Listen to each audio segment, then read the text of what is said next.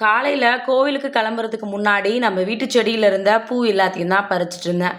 இந்த பூவ பறிக்கும்போது மனசுக்குள்ள 1008 கேள்வி. ஏன்டா இவ்ளோ குழப்பமா இருக்கு அப்படின்னு எனக்குள்ள நானே கேட்டுக்கிட்டேன். ஏன் அப்படின்னா, வாரம் கண்டிப்பா முருகருக்கு வீட்ல என்னோட கையால மாலை கட்டி எடுத்துட்டு தான் சிறுவாபுரி கோவிலுக்கு போவேன். பட் நேத்து என்னால பூ வாங்க முடியல. சரி காலையில கிளம்புற அவசரத்துல தான் தோணுச்சு. சரி நம்ம வீட்டு செடியில இருக்கிற பூவையாவது பறிச்சு எடுத்துட்டு போலாம் அப்படின்னு சொல்லிட்டு. மனசுக்குள்ள நெறைய யோசனை. நம்மகிட்ட கார் இருந்துச்சு அப்படின்னா, போகும்போது மாலை கட்டி கூட அப்படியே எடுத்துட்டு போயிருக்கலாம். காரும் இல்ல. டூ வீலர்ல போகும்போது எதுவுமே பண்ண முடியாது.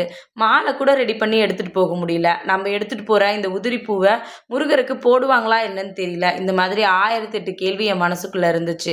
ஆனா முருகர் எனக்கு இவ்ளோ பெரிய சந்தோஷத்த குடுப்பாருன்னு நெனச்சு கூட பார்க்கல. இந்த மொத்த பூவும் முருகரோட பாதத்துல, அதுவும் மூலஸ்தானத்துல இருக்கிற முருகரோட பாதத்துல கொட்டுறத பக்கத்துல இருந்து பார்க்குற வாய்ப்பு கிடைச்சுச்சு. ரொம்ப சந்தோஷமா இருந்துச்சு.